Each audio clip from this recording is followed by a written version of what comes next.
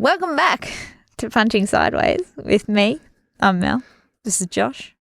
Hey, how you going, Mel? Good. I'm excited. Well, actually, you know what? I'm not going to say I'm excited about today's guest because I don't know anything about them.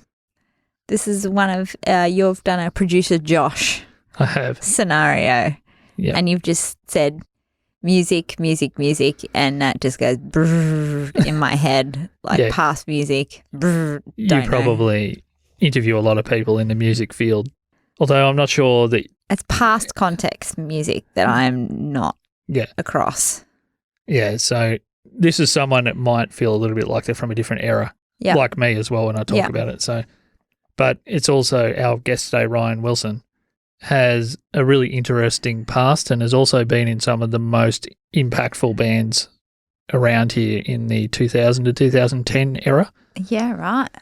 They were bands that had appeal and interesting personalities and just an overall level of fandom that other bands around then didn't have that were local.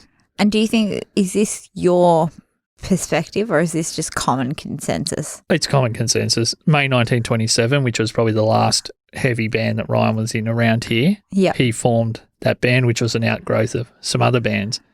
In my time when I was booking shows and also playing them as a band member, there was no band that pulled more people than them.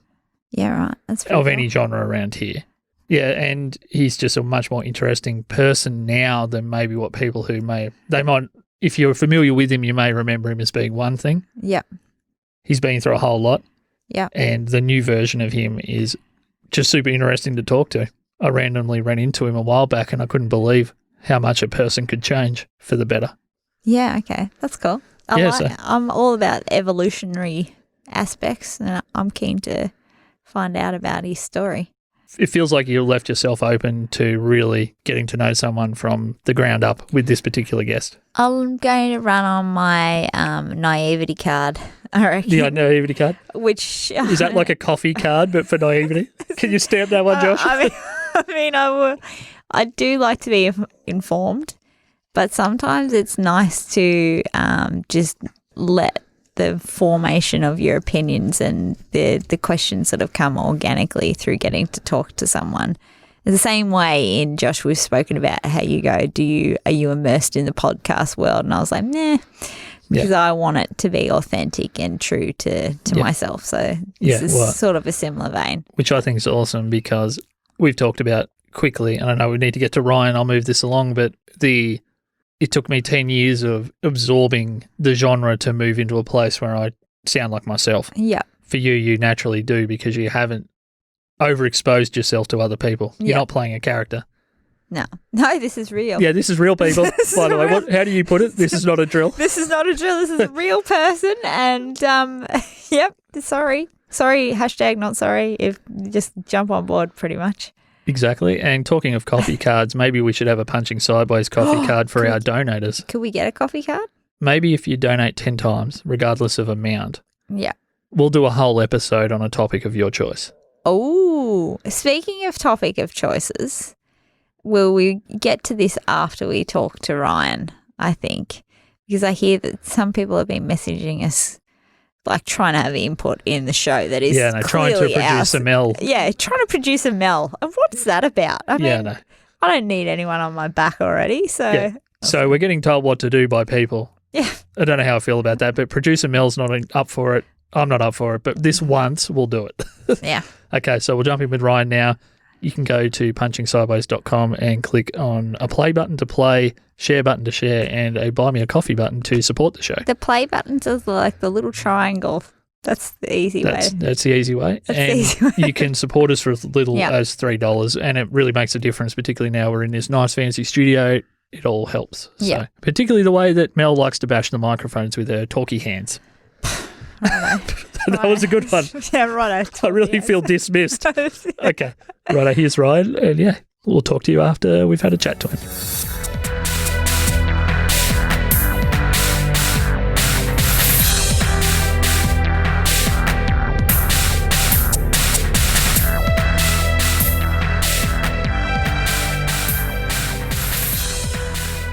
We spoke in the pre-chat a little bit about how you were a pretty good athlete that people might not realise if they've only met you in the last, say, decade. They might have known you were an athlete before that. So you were saying that you were in the bushies. Yeah. Played schoolboys and trained and had all the options there to do bigger things in football. It was getting pushed by the right coaches and the right people. You know, the 7-year-old kid playing seniors with all ex-AFL players and big names, and being a creative person, it just didn't stick in my head or in my soul. Like you don't know any AFL player who's a legit musician at the same time, or any. It doesn't go hand in hand. So it was always really confusing. There was always a lot of conflict there.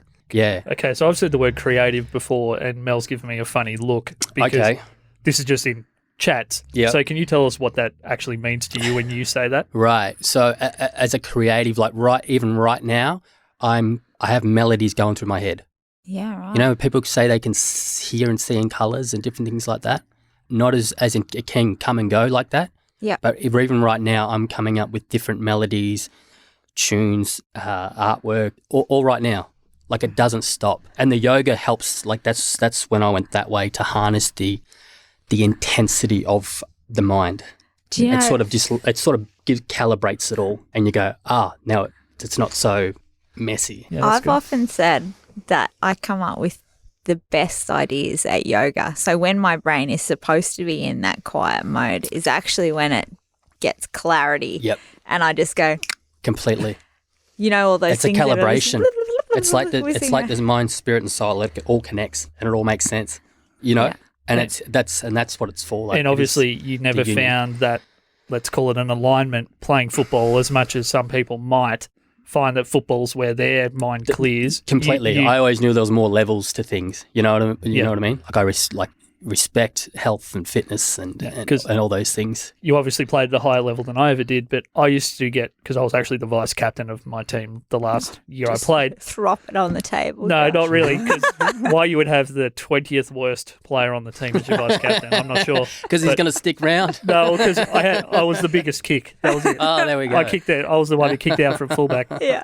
But it's important. People used to sometimes pull me aside, including my dad. I'd never looked fully engaged. Like, yes. I was a good athlete. I could run fast if I wanted to. I could be tough if I wanted to, but I never was. Yeah. It's because people didn't really get that I was thinking about guitar and songs and probably girls and all those things mixed together. Completely. And that's what it is. And now I'm on that sort of yogi path where I use that to harness anger and things too at the same time. But now it's like I have books on physics and that psychology and all this. So you've gone to the other levels again. It's just like looking back at just like you just couldn't stay at that one level. It might have been good for a little peak thing, you know, like a few years, but then you're exposed to too many other things and it's very hard to shut off. Tell me what it was like making that decision as a 17-year-old growing up in the country where obviously people have their hopes and dreams put onto you. What was it like to then come out and tell like the people around you, nah, this isn't for me? Yeah. How was that taken? I remember coaches who'd been and played their level of football and different, I think a few in the AFL and things like that in their time in the 70s. Like people were mortified that wasn't your whole world, that you had these other things going on that made no sense to other people, you know? Yeah. And it's still sort of like that, you know? Yeah. It's like they don't see you're an onion, have all these different layers, you know? All these other layers going on. And then like I have some friends who know you, but then they see you on film clips and things like that and they're seeing all these other avenues of you know what I mean? Yeah. So I could understand. Back then I couldn't really understand. I'm like, it's just like, there's got to be more to life than this. So you weren't, were you just sort of cut out of everyone's life? Like, did they just sort of chuck you and go, whoa? No, it was more so me, I think. Yeah. I remember playing, must have been 19. I remember playing seniors one game or second quarter, like this looking back, sort of having a bit of a laugh now. And I remember I was a punch-on person all the time. Yeah. And I remember just walking off the footy field and never going back, smashing lockers, got in the car at that time and never went back type thing. Yeah, right. Yeah, I just couldn't. I just think you just opened up to too many other things Yeah. Were you playing music at that point already? Yeah. So You we must had, have been, yeah. So that was like Nobody's Perfect was a band then, punk rock, pop punk Australia, 1920. So Elm Street, I think still were a starting thing then. So that was like this sort of region. So we'll get to that because you were in a couple of bands that were foundational around here for different reasons, but we'll just maybe finish off this country, football-y kind of thing. I just want to know, so you walked off. Obviously, you said you're a bit of a punch-on person. What was there other precursors to this snap point that just obviously there was a snapping point in your brain? When I say obviously, this is my perception. There was a snapping point in your brain and you're just like, I don't want a part of this. There was also the exhibit of, frustration towards the game and the people that you're playing against. And what was it like when you just drove out of there and just never came back? Yeah, it's like an accumulation of thought. Because when you're away from things, you're always thinking about it, or you're thinking, like, especially as a musician, like right now, you'd be the same too. You'd have to shut it off. You're always creating. You're always, it doesn't stop. And I thought you could stop that. At one stage, I thought, no, that's just a phase. You just shut it off and you get back to normality. It never shut off. I think it just got too noisy. Yeah. Okay. And then I was always like, I never idolized football players. Yeah, no, not at all. I'm sort of very sarcastic. Yeah. I use sarcasm as a tool. So I was always like, I don't respect these people because that's all they've got in the conversation. That's it. Yeah. So I think it got to that point where I'm just like, there's got to be more than just this. At that age, yeah, there's got to be more. Yeah. And that more, I guess, was it started out as punk pop sort of music. So yeah, and playing acoustic stuff and being creative and being a thinker and So one thing that's interesting about that group that formed the early Nobody's Perfect kind of sound, which was, what would you say, it was pretty generic pop punk, but for then, but it was coming out. Yeah, it was very much a distillation of several types of pop punk. Pop punk, definitely Californian type punk bands coming out, But the amount of influences the people in those early bands you're in had, to me, it always felt like you've come together from all these different angles, but that's the one sound that you agreed on at the time. Yeah. Because I know I've got a friend, Benny, who I don't know whether he was playing bass initially in Nobody's Perfect or whether that was later with the later bands. Yeah, I know he's a classic rock fan and a progressive rock fan as well as that. So how did you guys decide that in a town that was probably the size of Corryong, where there was very few people that liked the same music, you kind of form bands with the people that can play? Yeah. You don't have a whole lot of choice. You're like, not many choices, you can play drums, I'll play with you regardless what the style is. Yeah, completely. And I remember them boys are all, like, I'm into these bands now, and like Korn and System of a Down. Like, I listen to everything now, Yeah. And when you're biting your ego when you're younger, it's like, no. I think it was just who could write music. Yeah. Who was writing their own stuff. I think that's what it come down to. And just, cool, you're writing, let's set up a room and we'll play loud stuff. We'll play loud noise and we'll vibe on it. I think that's what it all come down to. Yeah. Who was writing music, like their own stuff. And having an outlet. And having that outlet, yeah. Yeah. And then, that all branched off into people playing in heaps of different bands. Yeah. Yeah. So my first memory of seeing you guys play was a high school gym sort of situation in Mount Beauty, and you guys played all your own songs. And the band that I was in at the time played a few of our own, but we also played a really good Incubus cover. And someone from Nobody's Perfect came up and was praising this Incubus cover, and I was thinking the whole time, yeah, but I would have liked to have just played all our own songs and not played a cover, and you guys did that. Yeah. So you guys weren't really big on, even though you were heavily influenced, it was all your own music. Much, wasn't it? I'm still like that now. Like I get asked to play, cover musicians get paid more than I do. Mm-hmm. I get asked to play them sets all the time. No. I'm a writer. Like that's it. Like that's what, especially as I get older now, I'm really into my writing years. Yeah. I think that's what it always was. Didn't want to play other people's music. I just wanted to write, and whoever was on board type thing, even though the crowd favourites are other people's songs type thing. But yeah.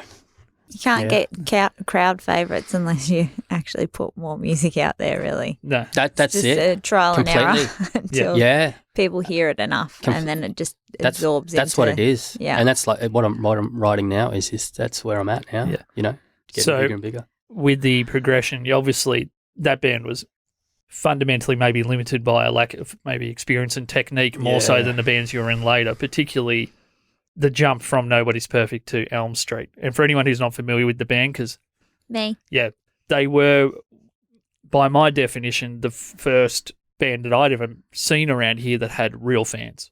Yeah. Like diehard fans. Diehard actual, I love this band and fans. People now going, you should redo stuff. Not just you guys were good for a country band or you guys had some cool songs or whatever. It was actual diehards. Yeah. So, because I always felt a little bit excluded from maybe the aesthetic of the punk and screamo thing that was probably more aligned with Elm Street. Yeah. What do you think you guys were doing that made people react in a way that a country band probably wouldn't have that kind of following? Like, you guys hadn't even played a song. It was just rumours about how good these jams were, and the drummer you had at the time was from Riverside, California. He's coming and lived. There was like here, a weird mythology around Elm Street. Completely, unlike any other band. Yeah, man. I mean, and you guys backed it up and played. I remember the first show you played with my first band and also Notion from Sydney was probably probably the biggest pure independent turnout we'd ever had at Soden's. Soden's, yep. I think there was 400 people. And none of us had ever played a show, I don't think, around here. Yep. But most of that was for you guys. So what do you think you were doing? Was it all mythology? Like, I honestly think, even now, like, people don't, with someone like me, people go, you're from America or somewhere, you're from California or something. I think because I've been vibing that music from a kid living in the valley, the school of like 100-something people. Yeah. That was my froth, you know what I mean? Yeah. I think that just bled through, and then through friends meeting a drummer who was literally just in Australia for 2 or 3 weeks, straight from Riverside, who played in bands, played at Whiskey A Go Go and all these big American things, you know, before we're 18 or 19 years old. It just was funny how it come together. And I think that he brought what I was into here from that part of the world. Yeah. And it's like even now I'm back, we're going to be back doing some stuff with him in the future. So we're talking about Aaron Fiocca, and obviously he kind of lifted you guys up, obviously, to a level because he'd been playing in bands that were a lot tighter. Completely, yeah. And I think from memory part, and when I say mythology, hopefully that's not pejorative, right? I mean it as far as the band came out with more fans than maybe what a band deserved. From nothing. Just for these amazing jam sessions. Yeah. And I know that I've had conversations with guys involved in the band and around it that you maybe never captured how good those jams were. I don't think you can know because there's no gauging. Yeah. You know what I mean? Yeah. And there's no guidance. Like we look back where the older people were trying to there was no guidance. So you look back and go, that could have been something. Yeah. That could have been something.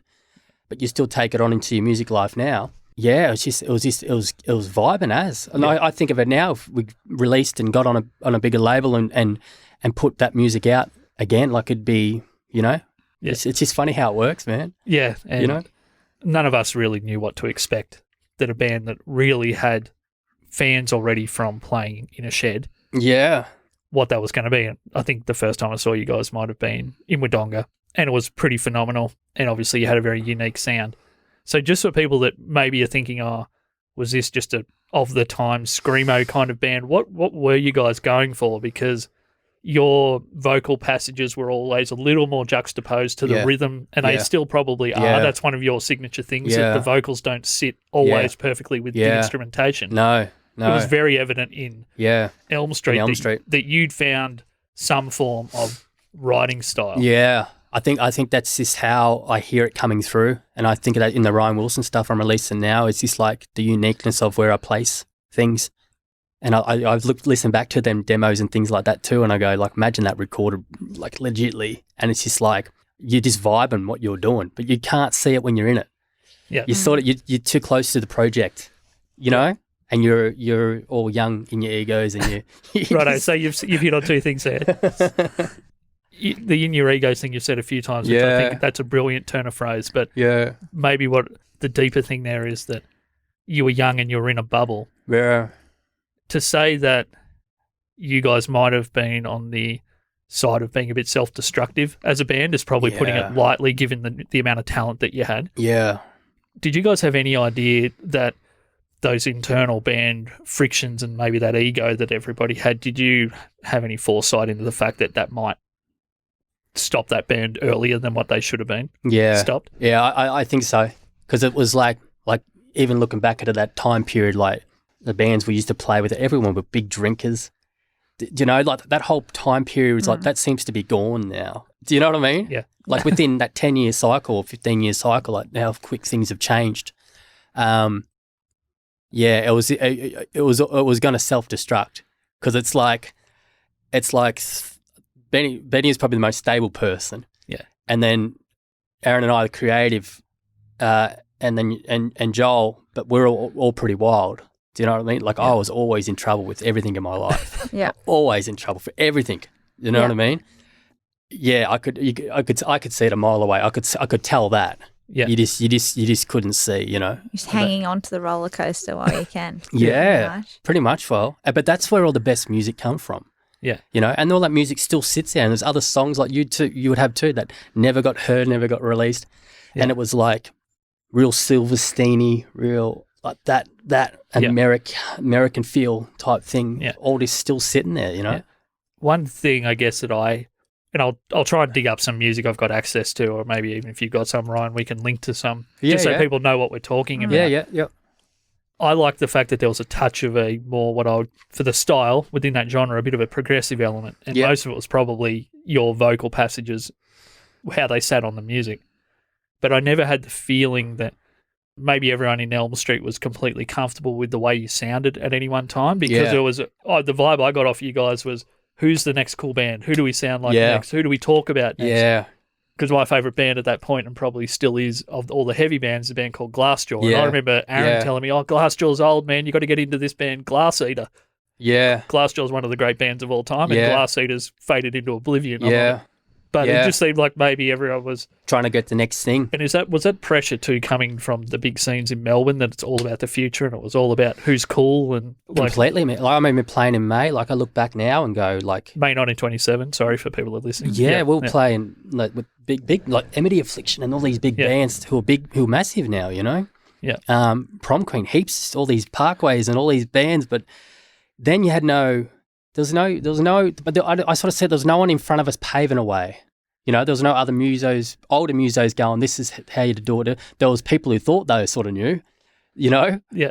and they sort of just led you down dark roads. Yeah. So it was all, I look at it now, and that's probably why I've gone the direction I have, because there was really no clarity of anything, you know? So in saying that, what I think I'm hearing is that you guys might not have realised, even in May, because you're all more grown up, that there was still a massive gap in professionalism and confidence between you and a Prom Queen or you and a Parkway. Yeah.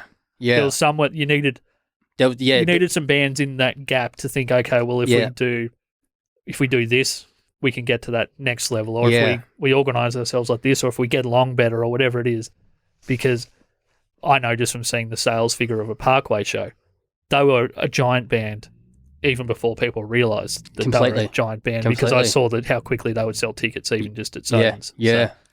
So. I always sort of was like this. It wasn't that older sort of group giving a bit of guidance, because I don't think there wasn't any. Yeah. Would you have listened?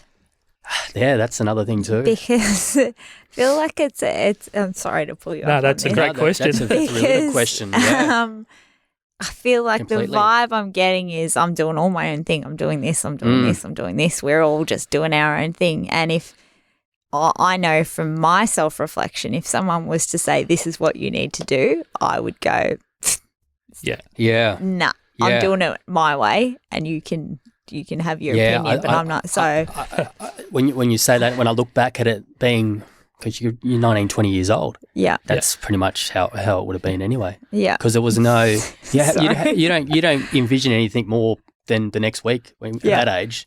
Just to follow on from Mel's getting at, which I think is brilliant, if every band in the genre is a hobbyist activity and you're already in the biggest band, which May 1927 arguably is probably, other than like the Northern Folk now or bands like that, but up until that point, you're probably the biggest heavy band there's ever been around here, and you may be the biggest heavy band there will ever be around here, just in terms of pulling power and vibe. Right, yeah. There wasn't anyone ahead of you to be able to tell you, hey, you guys, you need to, maybe get along better or work a little bit more on, how you interact with each other, or teamwork, as opposed to... there was no, like, here's a course to do this and that. We're sort of gauging off the bands that have been... And it's fine if you're copying that from a Melbourne band that sees maybe they see one side of you guys when you're out partying together and having a great time. Yeah. But they're not there to see, No. this is what they're like in the jam shed, or this is how they talk to each other. Completely. And that's. And I'm not saying that any of that was happening. It just That's a lot of banter. I mean, I knew all you guys better as individuals than I did as a band, I guess. And you played in band. You know how behind the scenes and all of it works. Well, my band stayed together for a long time, and people think my two best friends in the world are Rudy and Dan. Yep. And we had massive blow-ups to the point where we never figured out until after we were in a band how to communicate about things that were touchy. Yeah. Because I was writing most of the music. Anything that was a critique of the music was usually coming from me back out. Yep. You've got to be better. That's got to be sung better. That guitar part should be better. So I was never really open to criticism because I was so busy controlling what everyone else was doing that I don't actually know how these are like life skills. If anyone had said, Josh, it's not that I'm playing that part wrong that you wrote for me generally. It's just the song's not good. Yeah. Like, that's the problem. It's not me. It's that you wrote a shit song. We've got to let it go. See, I'm there now with all my writing. Like, I work coincide with McKenna, producing, just me and him. And if it's shit, we go shit. That's it. Yeah. If it's shit, we're not vibing. That's it. Scrap it. Just start again. Takes 20 years to get there. I mean, that's hard, though, when you put a lot of work into something to cathartically just release it and go, you know what, I'm done with Sometimes that you come back to stuff and you get like, what the hell? What are we doing there? Yeah. What's that? And then you got to just part ways with it. If you're being creative, you're like, well, maybe. And then it's funny, it might show up somewhere else in a song on something different. Like, you know? Is that about, you've got to have some level of confidence, and Mel's got a really good local radio show. Yeah. In my opinion, it's one of the better local radio shows that I've heard as far as the pace and everything. And I actually like listening to it, unlike most community radio. Thanks. But it's sometimes about feeling that there's a sense of abundance, that an okay idea, you can let it go because there's going to be more good stuff to follow it. Yeah. And sometimes I think we get stuck in, if I let that semi-good idea go, there's going to be nothing backing that up. What else is coming down the pike? I think it's come when you've hit the mark with the ebb and flow, when something's really worked, then you know there is definitely like a universal law. It's just like, that's going to happen again, but you got to be open to it. And then you know when stuff doesn't, because it's just friction. Yeah, but those crappy songs, or if you've got a crappy idea for a radio segment, if you don't get those out of the way, sometimes there's no room for that shit. It's like the analogy of sieving through the shit. You know what I mean? Learn. It's like filler. Like most bands have 5 banging songs, 10 banging songs if you're a big band. Yeah. The rest are just fillers. You know, that's a lot of work to get to them songs. Tell me this, with Simon McKenna, so I know you call him Simo, but I want to make sure that people know who you're talking about. Have you found someone that can filter through your brain a little bit? Simo's good. Because he's stable, and I'm wailing out here. Yeah. Yeah. Because I know with me sometimes, like, there's something that happens in my brain and I can't get it out. Yep. I know that it's good. Yep. But to try and convey that to someone else is just like hell. They just look at me and go, what are you talking about? And I know I can see the end product, but I can't get what's in my head to that end. So is Simon being very good at being able to extract these parts from you? Because that's a hard relationship to find. I look at things like, would I date me? Nah. Would I want to hang out with me? No way. So he's definitely not giving your Instagram. He's fucking naked half the time. I'm naked on everything, man. I'm going to have an OnlyFans account soon. We're going to get into that after. So it's like, so when you've got people who are polar opposites, it's negative and positive. It works. Yeah. You know, you come from different scenes, different things, different. Yeah. That's you when you get old and you start to work out all these bands that are recorded, but you realise, Foo Fighters done stuff on Angels and Airwaves and the Hideout Studios and all that, because they polar opposites are what makes it all work. Yeah. Do you know what I mean? Especially in muso world, because every wacko is this some, you know what I mean? They're out there on a limb wailing in the wind. And that's usually where the great music and great art comes from. But what just to follow on from Mel's question, what is it that Simon first locked in on? That's because you seem, and I've said this to Mel, we'll get back to maybe some stuff that's happened in the past where it was a lack of focus and some bad choices, but I think I saw you when I was on a break from my old job and we had a good half an hour talk on the street. Oh, that's right, yeah. And you were you were sharper and you just seemed happier than I mean, I obviously don't know you that well. Yeah. Not like I do like Benny, for example, Benny Dale. Yeah. You seemed like you were happier and sharper than I'd ever seen you. what is it that Simon has brought to the table? I would have just probably come out of yoga class here on Dean Street, I reckon. Yeah, well, I don't remember you being all yoga-y, but maybe once again, I don't know. Yoga-y isn't a term. Yoga-y is now. Yoga-y be better. But has he locked down some kind of, because if you're living out here, sometimes the ideas can just float away. Yeah, and they buckle you. Yes.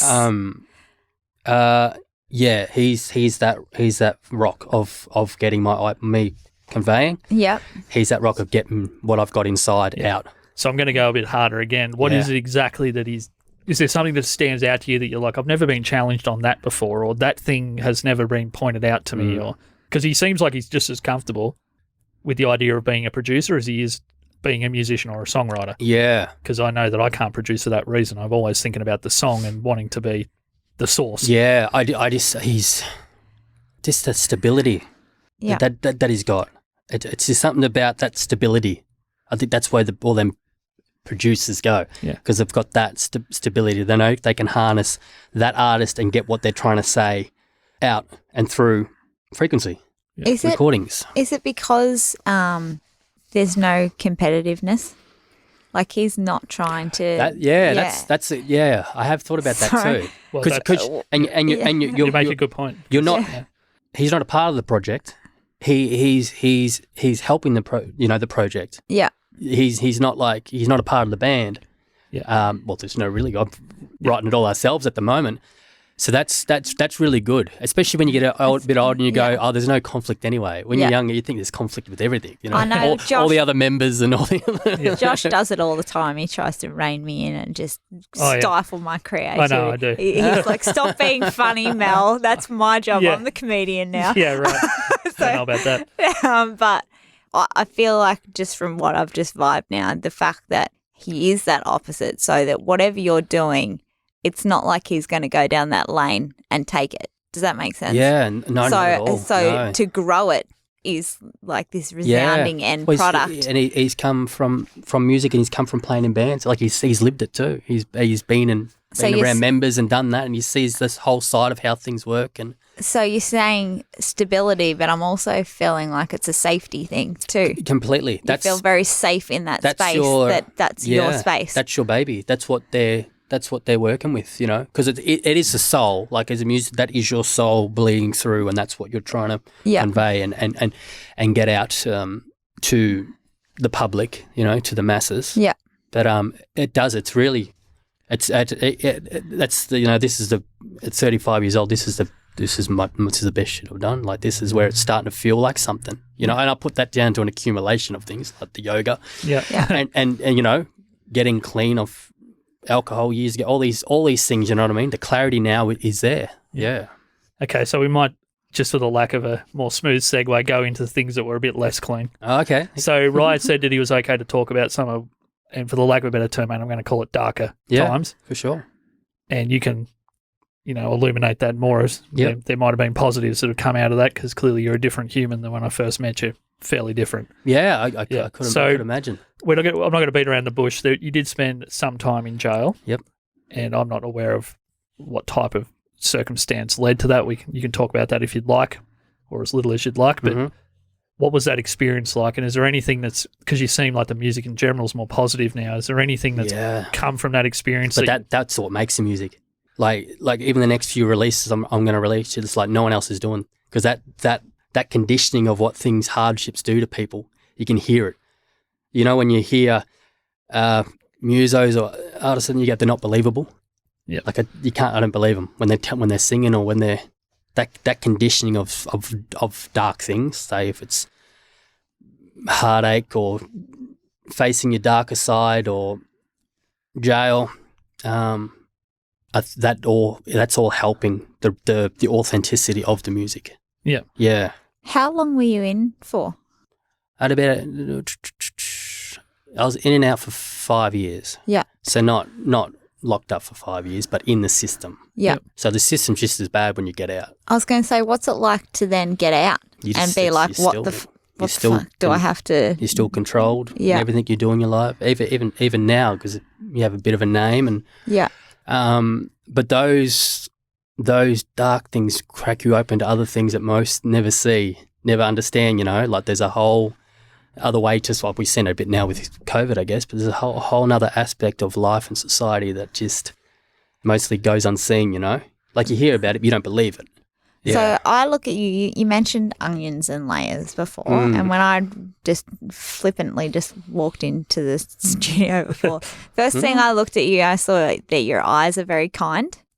So, but your story tells me that that's not always been maybe the portrayal that's come across. And you also are covered with a lot of tattoos, which for me is fascinating. Yeah. Because that's obviously your layers of story that's been painted all over you. How long is it? When did you get your first tattoo? And how long is it since you've had one? Like, is it still a cathartic process, or is it now stopped since you've sort of evolved? No, it's, I think, I was saying I was 14. Oh, wow. I first got my first tattoo. But it's layering. Yeah. You know, it's not like one of these people who goes and gets a thing off the wall and they're covered and they think, you know what I mean? Like this is like old stuff, and I got some jail sort of tats hidden and things like that too. Yeah. But that is the story. Yeah. They're not all clean and pretty and all those things. Yeah. So he's just showing, he's just taken off his beanie and he's got like do you mind me describing it? Like a skull on top of there with so some. It's like a spiritual piece. It's an Indian skull. Yeah. Okay. With the wolf. And the panther and the born free of like, which again, now that you're just explaining that, would not be the perception that a lot of people walking down the street would get from seeing a skull. No, not at all. Your story attached to that is completely different to what an external. And I'm fascinated by there's a lot of depth to it, people's perceptions versus what is actually going on. Yeah. So can you just describe this? So this skull. What does that mean to you? Because it's very prominent on your head. Yeah, well, I've got I think through the jail ordeals and I've done a bit of solitary confinement. I've been locked right away. Yeah. Had my own epiphanies and, through meditation and yoga that you can wake up to other things. Mm-hmm. And in jail, I've met guys who are life, so they're still there. They're never getting out. Yeah. I used to watch Julian Knight, the Hoddle Street bomber, walk around his cell every night. Jeez. Yeah. Wow. Is that aspect of life, born free, is like you can have the body, but you can't take what's in the heart and the soul and the mind type thing. Yeah. And like this is like through my music now. It's starting to bleed through, the authenticity of it all. Yeah. So when you first were writing more music after that period, or even during that period, when you say it's bleeding through in an authentic way now, were you finding it hard to deal with what was happening in your life, or was it manifesting in a way you didn't believe yourself when you were singing it back, or what when you say it's coming through in an authentic way now, what makes you feel that way about this It's stuff? like the accumulation of all them experiences get to the conditioning of something that's all authentic. Yeah.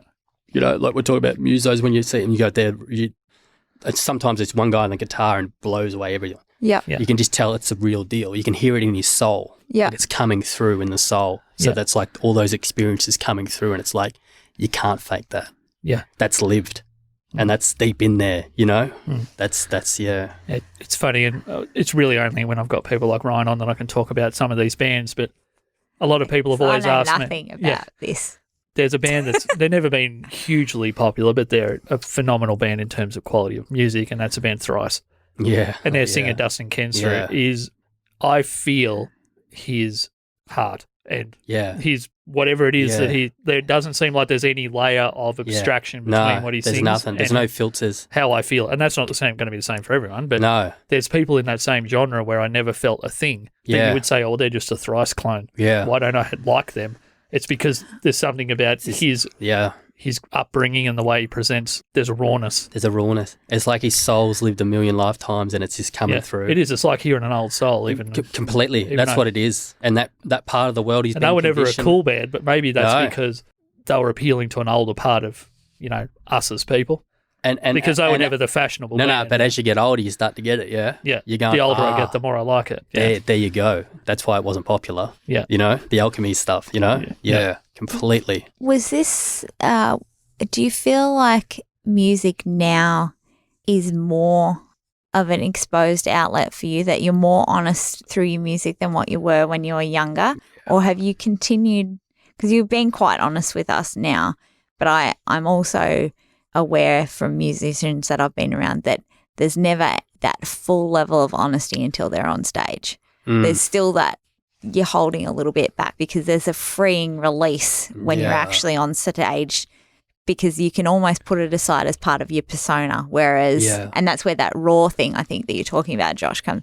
Whereas if you're sitting in amongst people, there's still that level of guard because you're very exposed, because you're not putting on an act. It's not part of music or anything. Was this part of when you first started playing music when you were younger? Was this always this outlet for you that you couldn't get on the football field or anything like that? And has that evolved more where you're now becoming more comfortable as a person to talk like this now? Yeah, I think it builds a personality, you know. It all starts off because of you want to be cool and follow the bands you're into, and you know, it's all character building. Like it's like the onion. It's the other way. It's layers on layers. Yeah. Okay. You know what I mean? And that's like talking about Thrice, and that's just like there's only a few people that ever be able to do that. You know, knowing that as musicians. Yeah. You know that. Like that's they're like the Jeff Buckleys of stuff. They're one-off people. You know. Yeah. It's just constantly building that identity. Yeah. And that's scary as musos because you struggle with the identity too at the same time. Yeah. You know, because you question it so much because you're putting it through. You're showing people it. It's funny because what Mel's brought up there almost brings something we've been getting at this whole time, and that there wasn't much leadership locally for musicians on how to get to from, you know, how to follow a path, or there wasn't examples. But do you think that we were, because we were from the same vintage, do you think we were in too big a rush to become great? Like we were, like we didn't realise that for you, you're saying you're 35 now, right? Like, and you're at the peak of your powers, and I believe that musically, the stuff you've been releasing lately, even clips of, is just far and away, it's in a different space to anything you've done before. Yeah. Do you think that it would have helped if we had have known that you're not going to be great in 5 years, guys? Yeah. It might take 15 solid 20, years. Taking 20 to start writing stuff like that. Yeah, to self-discovery to get to the point where you might be able to write something as good as a Thrice or a Jeff Buckley or something. Yeah. Who are those one-off rare people? Yeah. But I had no idea. I was always in a rush. I thought we were in a band for fucking ever. It was about 10 years. And it's just like in the linear time of your existence. It's like, nothing. It's nothing. It's like, but that's what it was. It was just that guidance, that next bit of level of people. But it didn't seem like there was anywhere there. No. Do you know what I mean? Like whatever levels of people who were before have like given up quick or something. There's seeing bands do things and being blown away by it, but it's different than someone giving you an insight into how much work. Yeah. What was step one to getting to step 10? Yeah. Like we didn't have, and then there was probably a lot of people around here that, you know, were prepared to help certain people and wouldn't help other people. Yeah. And a lot of it, you know, back in the day, Mel, just so you know, there was political. It was like it was around music shops and territories around. It was such an interesting time, but because your mind, you know, your tunnel vision when you're young, like depends how much your openness to stuff was. Just like it was such a weird time. I think I look back and go, but how quickly things have changed in the amount of time. Like it's very different. Mel's question about where music's at. What's your feeling on? Do you have any feeling on the more Albury, Mount Beauty, Myrtleford through to Wagga, what I guess you would call the local music scene?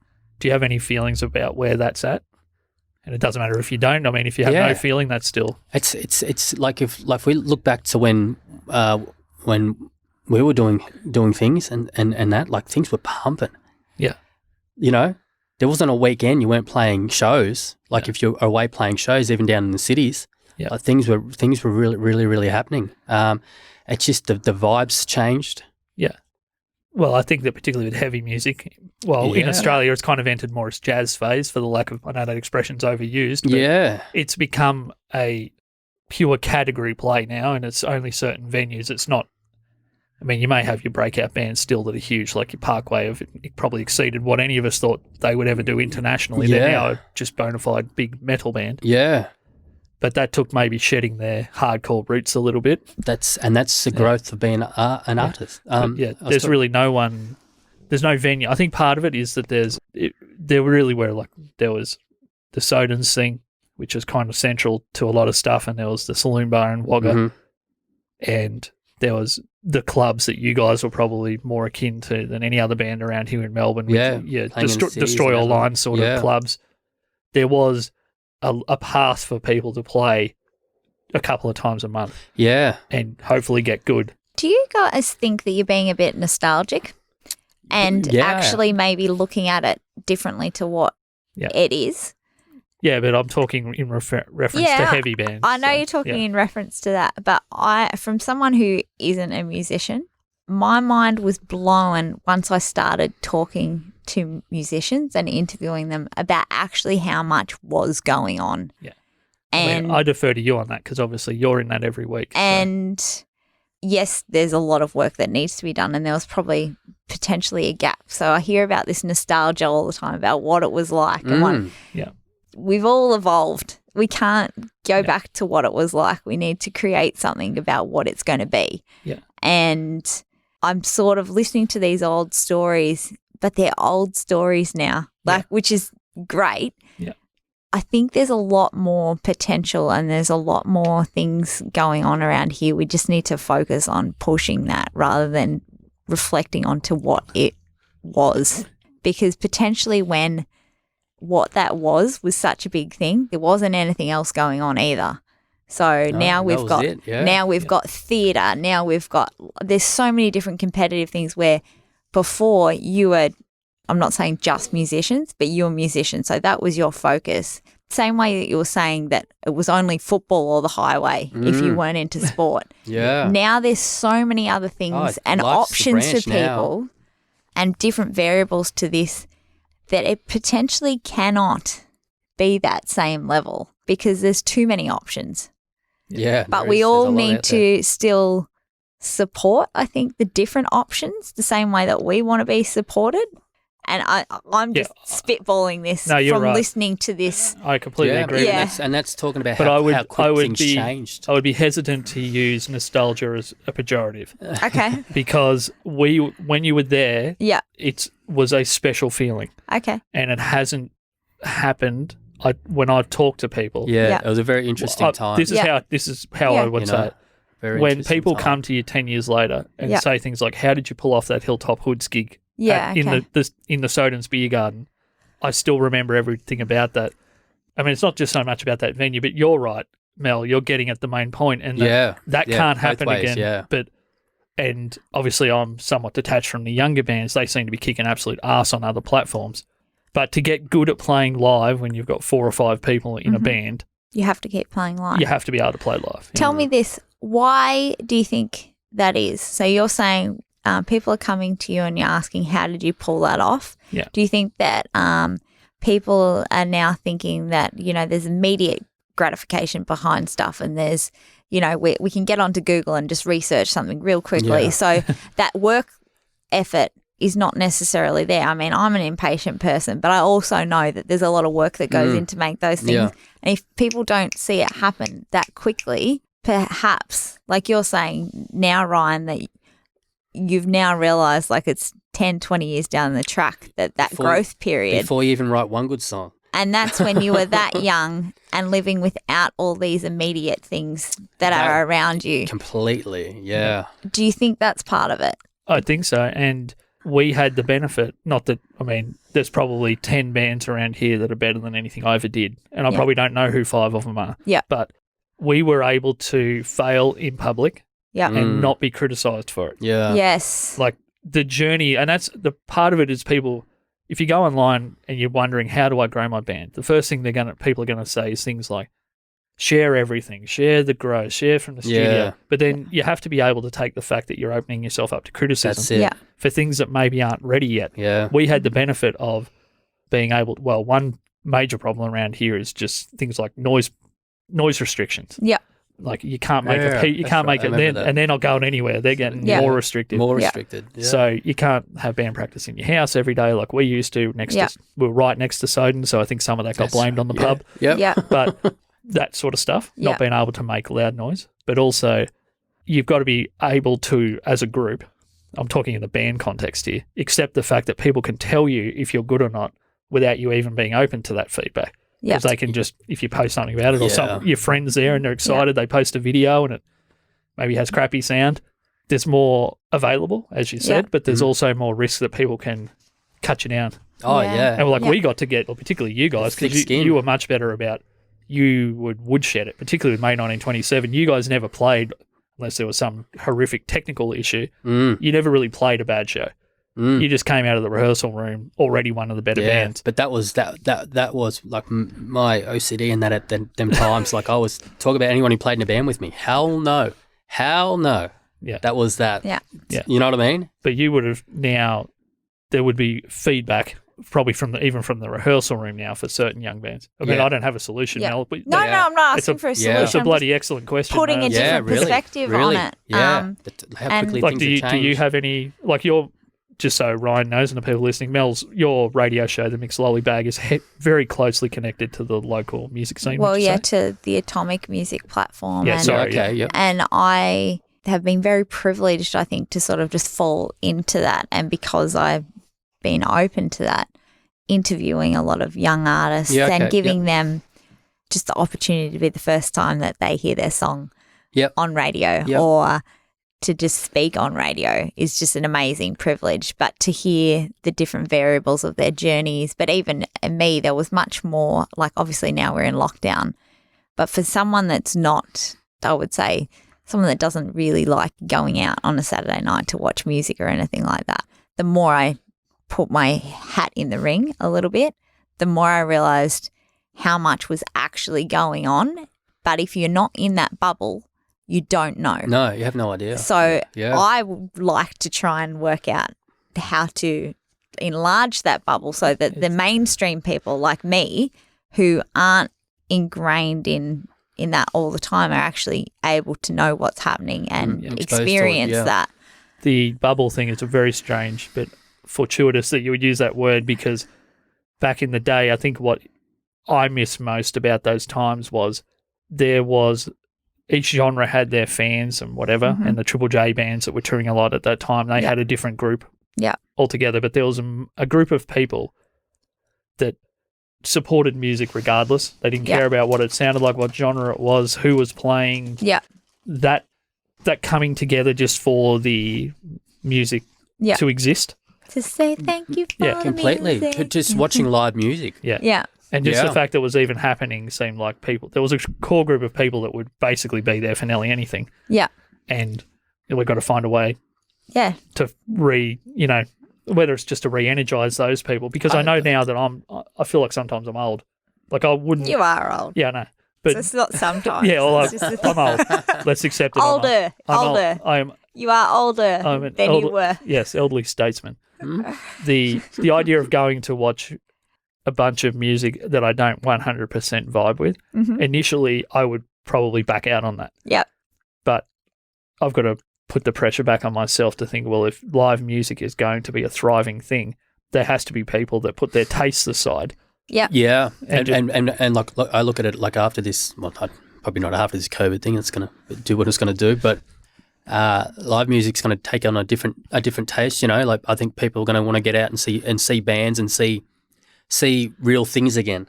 There's 2 live gigs coming out with local musicians at Beer Deluxe. Yeah, I think I'm playing that one. Are you? I'm seeing that. Are you? Yeah, I am. 27? I was going to say, so this is one there's of those yoga, things. There's music. This is one of the things where singing bowls. Like I've talked to Mitch Harris from over there, and he's like, this is your shot, guys.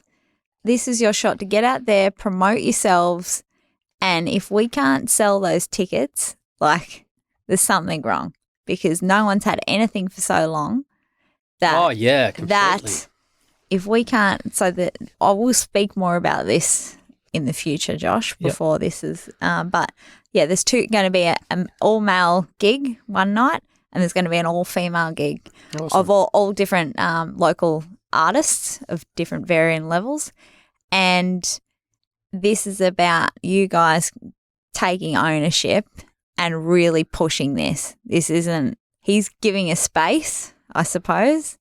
And it's up to us to drive it and make it happen because people will, in that capacity, that are keep giving out options, just get tired of doing the work.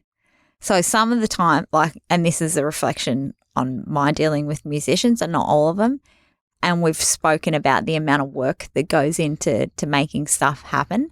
Some people will just happily just turn up. They've got their gig and then that's it. Yeah. But it's much more than that. If you want these options to be there, you got to back everything. You have to push it. You got to because just getting that money in the back of your pocket for that one gig and just going, oh, that was fun. No, it's bigger is than not going to create more options. Exactly right. And I know that from starting and playing in over 12 bands. Yeah. It's always, especially as a musician, let alone getting behind it and promoting things yourself. And I've done that. Yeah. When I got back playing, I went and played for a year, every open mic night I could in Australia. Yeah. Just to start off again when I was traveling. And now it was like, okay, now you've got to leave an impression on people. Yeah. You need to be good. That was the next thing. So Simon McKenna's going to play this. We're going to play it acoustically. I've got play all my. I do have one piece of follow up for that, but Mel, you said there's 2 gigs. There's 2 gigs. What's the other one? The other gig is an all girls one. So I think there's 3 different acts on the same night with you. Yeah. Ryan, and I'm not sure on the 3 lined up for the women. I am. Jade Gibson, Eva Mahoney, who's an amazing. She's actually worked with Simon as well. Her name rings a bell.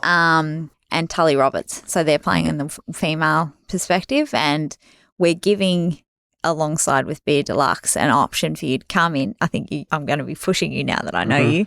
Come in and do an interview with me on Atomic. That'll be recorded, and that'll also be pushed onto those channels as well to push this gig. Nice. Because these are important things to be driving and making sure that not just our little insular bubble knows about it, but much more around the area knows. And definitely with the COVID thing going on, like this is like time where people you want live music or not? Yeah. You don't want this stuff dying out. Because it's hard. It's even harder now to put on these things with the restrictions and the limitations of space and everything like this. So yes, that's my little lecture. I've just turned into a lecture now, and another cool connection out of that.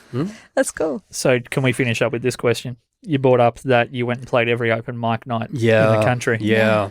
One thing that I've noticed from yourself, not just a musical evolution, but do you think that maybe the fact that your bands were so popular without really needing to try early on meant that you never had to market something and learn how to? Because you seem much better at promoting things, getting on board with the venues now. Yeah, really pushing to get people to places. Because lot better. Because I mean that probably is partly the reason why it used to bother all of us a little bit. Because you're musos, you're like we write the stuff. We're the talent. Yeah, that's the hard thing. Yeah. Which it is, because there's musos out there who can't even leave their bedroom. Yeah, that's really hard. Yeah, no, but they kill. They're shredders. Yeah.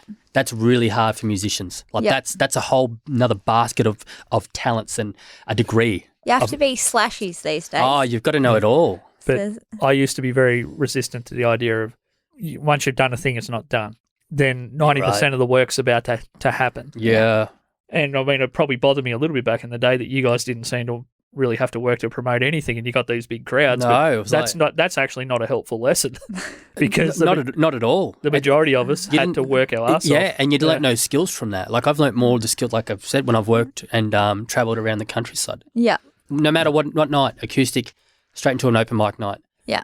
Just to play songs, just to start off again, to figure out which way I was going or what I was going to do with it. You have to get behind the mic again. If there was 2 people, that didn't matter. It was all about getting good again, getting comfortable playing music. What story from all those open mics, was there one venue or one story, just to finish up, that really sticks out still in your head as a turning point or something funny, or was it a blur?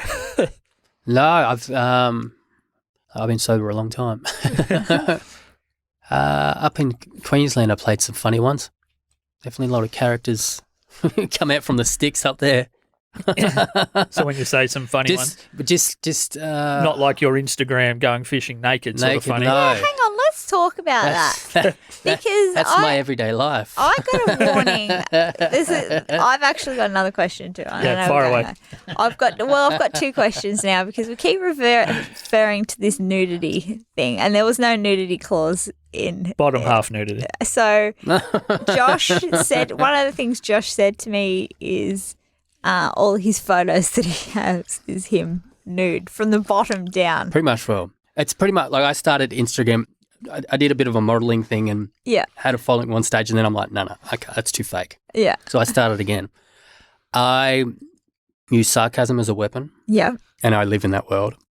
And I have friends who are massive followers, hundreds of thousands of followers, and they know I just do it to take the piss out of the whole fabrication of what that is. So what's the biggest? Because it helps lighten the whole thing, yeah? Yeah. And I think I like never give up type thing, like the motivational speaking, like your sense of humor with some of the stuff you do too. It's on point. It's like pulling the curtain back on everything. Yeah. Yeah. Yeah. So what's the most? Are we able to use one of these pictures for our podcast? I think so. There's a good one of you fishing where use that it one. looks like you're wearing chaps. True. Yeah. Okay. I think I got like a GoPro strapped to me or something too at the same time while I'm fishing. So it's for laughs. All for laugh, but all to lighten up the seriousness of something that's not real. Like So the thing you're getting at is screen. the artificial lives people are creating on their pretty much, Instagrams and that sort of stuff. Yeah. behind it all, people like that because it's humor. Yeah. You know, it takes the edge off everything. You know, so. Now, just my other question, because you fascinated me. I just want to know what your favourite tattoo is that you have and why. Yeah, we didn't get back to that. No, because I'm like super. I have behind my ear, I have a little lightning bolt for AC/DC. Yep. Really? Yeah. So that hides behind my ear. I have Big Booty Bitches tattooed on my hands. Yeah. That was a pretty big song. Yeah. So why are they significant to you? Why is this? Because that takes me back to the club days before everything. You know, there's like this town had clubs and everything seemed to have bigger clubs 10 years ago. Yeah. And like growing up in Australia. Yeah. As an 80s kid, 90s kid, AC/DC is like, they're all the guitar riffs you learn, you know. So I didn't want a big akadaka, so I just got like the little lightning bolt behind my ear. That's nice. Yeah. That's cool. Righto, Ryan, thank you, mate, for joining us. I think that just the idea of talking about tattoo stories, we can probably bring you back on at some point. I think this has been pretty fun and wide-ranging and there's plenty to talk about when it comes to that. Like, and maybe once you've got some music out in the world. Yeah. Because at the moment, have you released a full... I know you released a track that was it a kind of a comedy sort of song at one point? So I remember thinking one of your songs was super funny. What I'm doing now is I have a broken... Casey Irony's taken on a punk rock feel for being humour and satire-ish, and I'm going to do covers, like I've done a Halsey cover. And then Ryan Wilson this is the real stuff, like the heartfelt, the new stuff. So I got a new single that hopefully get released this year. And my writing's just getting more and more better. But this is the stuff I can play acoustically, and it's very heartfelt, very definitely gets the female crowd. Oh. Yeah. Well, I'm going to be there on the 27th of November anyway. So I'm splitting up my writing. You'll already have to go both one ways. female in the crowd.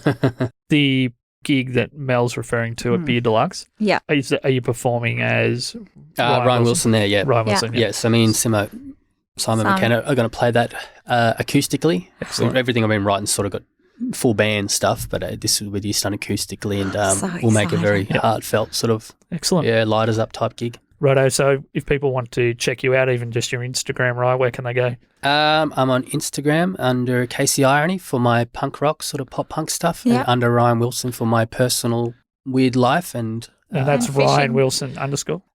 It's Ryan Wilson with an underscore, yeah. Righto. Well, thanks, Mel.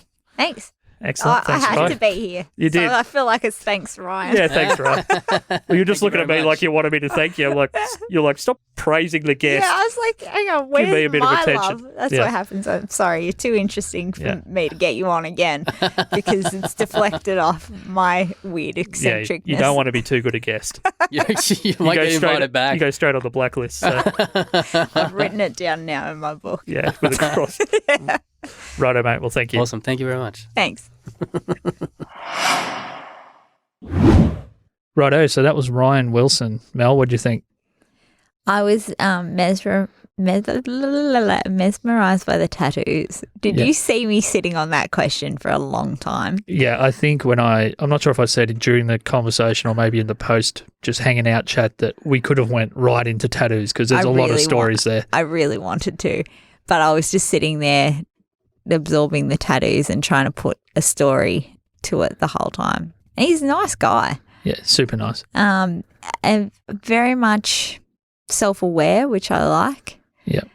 Which shows a lot of, like he spoke about it a lot, growth and, accountability and being aware that he maybe wasn't a nice person to work with.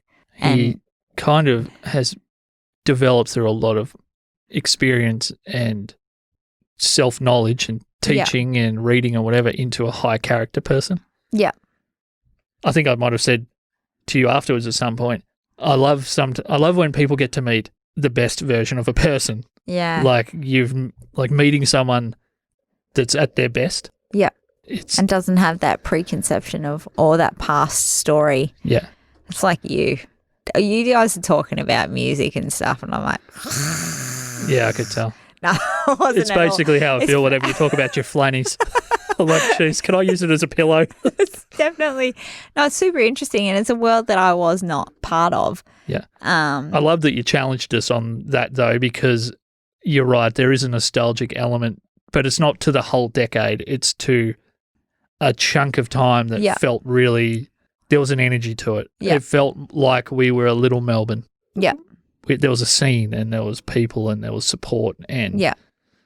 I guess it's probably an ego thing for me too because I was right at the centre of it. Maybe I'm more nostalgic about it than I should be, but it's interesting that you have, to me, you're kind of, we've used the word avant-garde before, you're at the bleeding edge of what's happening now and you're kind of bleeding edge adjacent. You get to see what the great young artists are doing and what people are now doing to play shows, etc. I think I'm just a close observer at the moment. I'm trying to help, but I'm definitely not one of the talents that are there. No. But I have the great privilege of being ringside, I suppose, as if I was a trainer on a football team. I'm there. I'm right there on the bench and I'm watching it happen.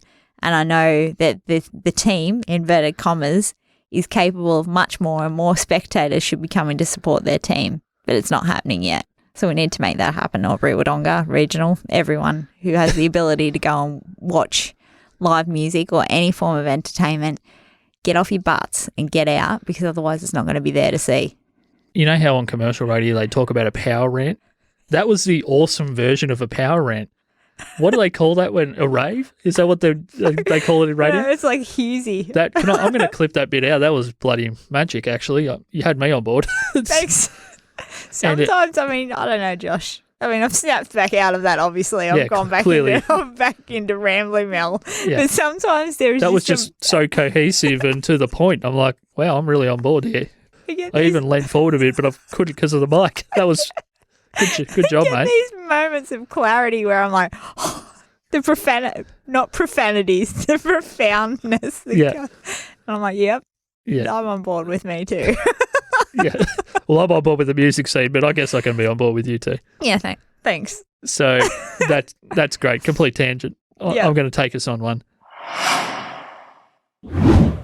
My little brother Cam has inboxed us with a question that we probably should have put it to Ryan while he was here. But there's probably, when you're a singer-songwriter, there's probably 100 songs you can sing by memory. Yeah.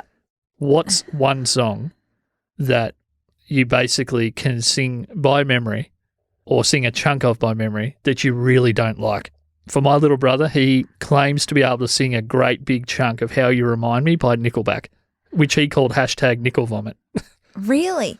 So firstly, Cam, who are you even? Like, you're this little brother to Josh, and you just chime with Cam coming in here with your content. Oh, you two can't come up with your own stuff. Let's just start. It has that feel to it. Righto, Cam. What song do I not like? I thought, where did Heart come into this? You discovered one, didn't you? Because to begin with, when I put this to you earlier, because I had to think about it. Yeah. You were a little bit like, oh, do I know any? And then suddenly you started playing Heart, Barracuda. You said Heart to me. Heart's the name of the band. Yeah, I hadn't heard of, I didn't know who Heart was. Okay, yeah, well, they've got a famous female singer. Yeah. So where did this question go from Nickelback to Heart? Well, Nickelback's his song that he can sing unassisted, and he doesn't like it. And what was your band was Heart, was it? No, but yours was. You were playing Barracuda, weren't you? You said Heart to me. No, but the band's name is Heart. The song's called Barracuda. Yeah, but I only Googled Heart after you said Heart, the band. But that must be the song. Like, I'm confused. You played it to me off your phone. Literally, this is what happened, right? Okay, step me through it because I'm confused. You said, Cam has written to us and said, what's the song that you can, now I know what's happened, that you can sing from Heart. So, so you looked up the band Heart.